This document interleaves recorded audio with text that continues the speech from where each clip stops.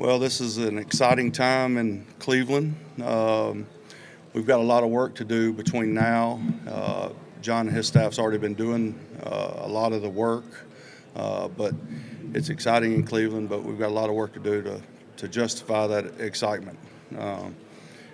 With that, I'll take any questions. Coach, what would you say are the big things you're looking for in a player? His confidence. We really use the combine. I'm from the old school of thought of just tell me what's on tape, per se. That's what Coach Parcells used to say. Just tell me what kind of football player they are. But so this week, more for me than anything else, is just to get to know the kid, get to know the person, see what makes him tick, see what makes him mad, see what makes him happy, see what makes him motivated. All the people aspects and the intangibles that you try to get a grasp on during the course of the week for me. Freddie, what are your thoughts about signing Kareem Hunt? I know he's been in the building a lot. What's going on with him now? Well, right now, Kareem Hunt's a Cleveland Brown, and it's our job to support him to be a better person. Listen, at some point, football is going to end for all these guys, and it's our job as coaches and as people and as mentors to give them something to do in a good nature the 50 years after the fact that their football careers have ended. So sometimes coaches just they're a player for me, and then afterwards they're forgotten about. Well, that's not going to be the case. We're in the business, the people business, to make him a better person and to give him the resources and the support system that he needs to become a better person.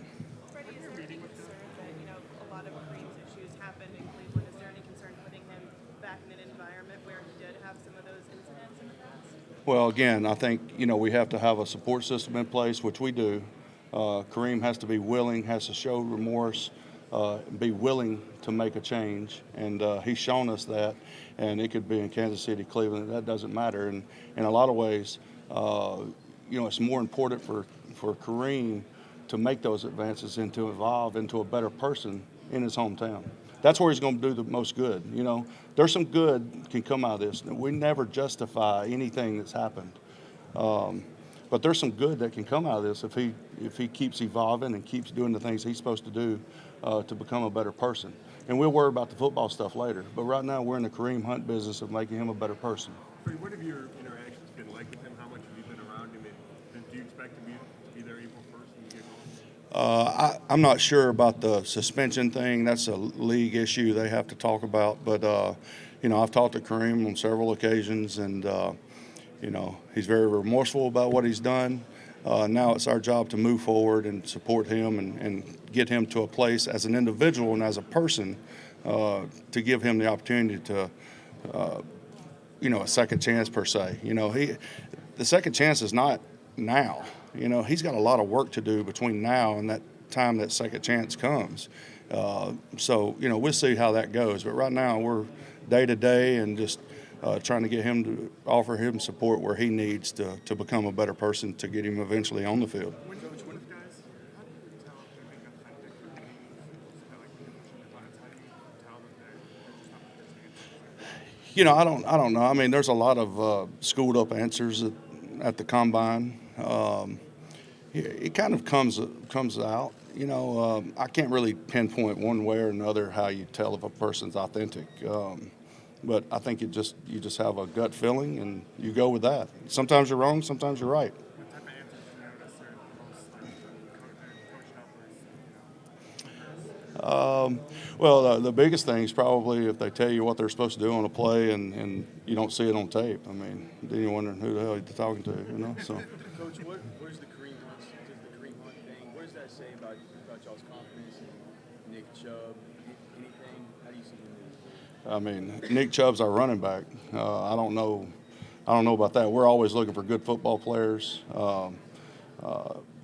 to come in and compete. We like competitive situations, and of course that'll be a competitive situation. Nick Chubb's not going to back down from any kind of competitive situation. That's why Nick Chubb's a great football player and a great Cleveland Brown. How was this combine experience different for you, going from being a position coach to now a head coach and out there? Well, it's really unique from the standpoint of I get to know all these players now that we get to talk to at night. The most crucial time for me is these night meetings that we have with these players, and I get to talk to linebackers and safeties and kickers and everything, and so that's the exciting point, and that's how things have changed mostly for me. When you guys first started talking about possibly signing Kareem Hunt, is there any apprehension on your part initially, and how much does John Dorsey's history with him factor into you guys reaching the point where you're comfortable with him? Well, John drafted him, of course, everybody knows, in Kansas City, so John has more information about the person than anybody in the league, okay? So in saying that, it's always a collaborative effort, and collaborative conversation and things like that, but anytime there's social issues involved with a decision on a player, whether to keep a player, get rid of a player, whatever, anytime there's a social issue, of course you have to factor in the fact that it may not be accepted in a positive nature. But in saying that, it's those issues that you can have the biggest growth too. And let's don't forget that this is a people business, and we're in the people building business, and then we'll get to the football later. But our foremost thing right now for Kareem Hunt is to offer him support to be the man that he wants to be, and that's where we're at. Freddie, when you worked with Bruce Arians, what is something that you picked up from him that you use to this day?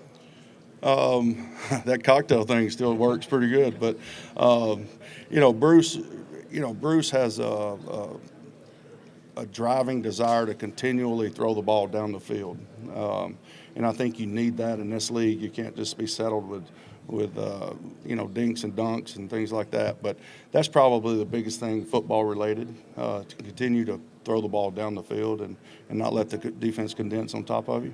What are your thoughts on David Kitchens over the last year? How much better?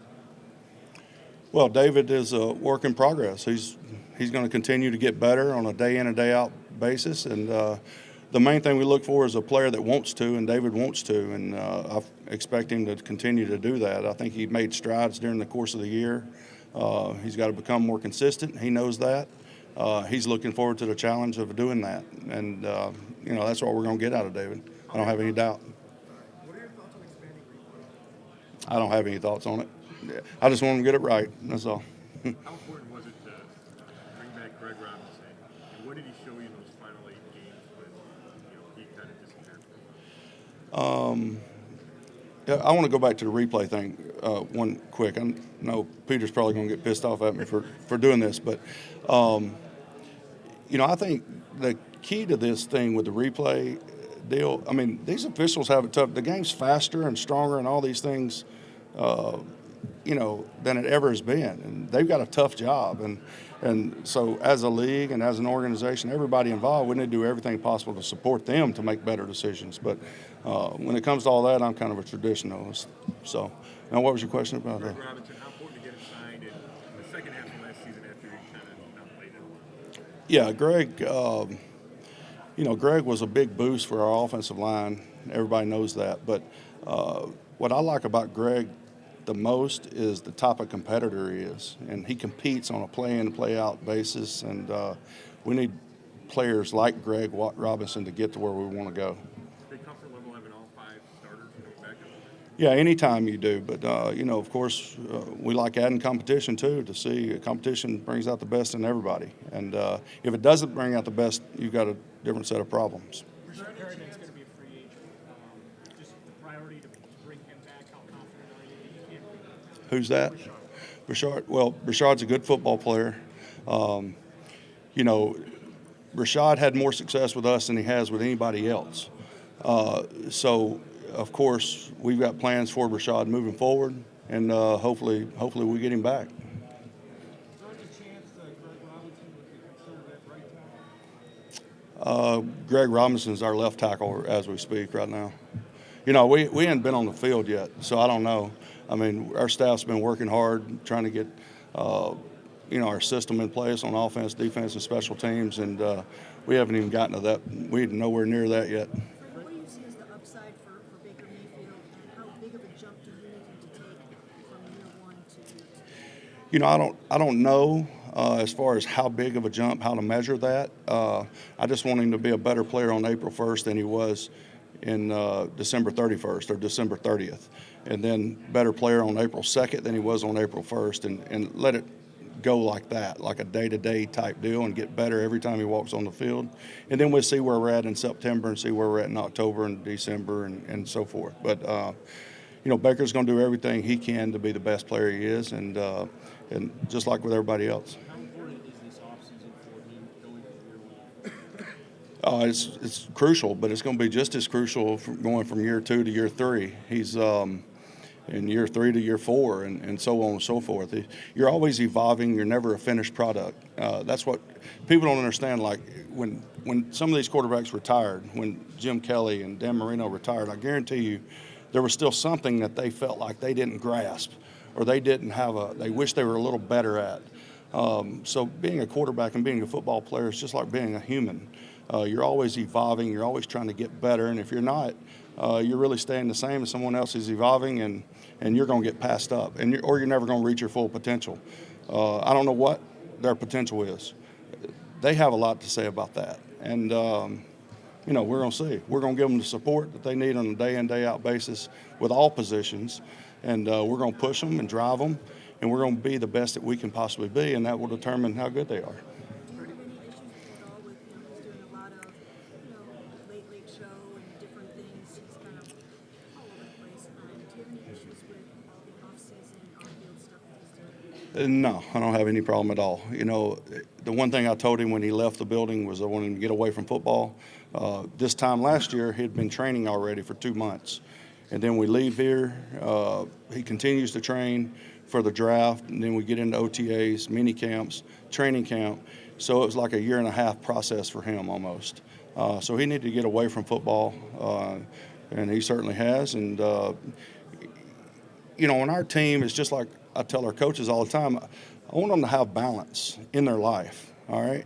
If you don't have balance, if you're all this, you're going to take away from this. Well, what did your family do to deserve to be, shortcutted? So, we're always going to talk about balance with our players, with our coaches. We want them to have balance because that's when we're going to get the best out of them on the football field, is if they have balance in the rest part of their life. In terms of how you view your backup quarterback situation, do you say, I'm comfortable with Drew as a 2, or we need to kind of find a 2 this year, knowing that Drew's going to be involved, but we kind of need to find a 2? And I'm asking just because where Drew was last year. Yeah, well, the quarterback position is just like every other thing. We're always trying to add and upgrade the position as a whole. But Drew Stanton's last 16 games that he started, he didn't start any last year, but his last 16 games that he started in the National Football League, now he's 10-6. So we feel like Drew can play. Drew's not there to be a secular coach or whatever, So, Drew can play. So, if there's somebody out there that betters our football team, I'm sure that's what John and his staff and the coaches will do. We got time for 2 more? Freddie, when you hired your coordinators, we talked about it recently. None of them knew you before you hired them. How unusual is that? I mean, it seems unusual. Is it? And what does that have to say about kind of you guys coming together? Is it difficult growing pains in that area? Well, I don't think there'll be any growing pains. I hired the individual, not necessarily the coach. The individuals that I hired were guys that put the team first. They made no moans about that, and they were in to win it, not to get publications and things like that. So they were a lot like me from that standpoint. So when you meet people like that and you have a common interest, then of course you're drawn to those type people. And I think we've got a staff full of those guys. Do you feel you need a big-name, star-type ex-receiver to power this offense? No, I don't need a big name, star type, anything to power anything. We need somebody that's a good football player, that it's important to him to be a good football player. And in every aspect of his life and his career, in all areas, it's important for him to succeed. And that's how you get a better team. But as far as a big name, that'd be kind of not all very simple around me saying I'm not a big name. So, but anyway.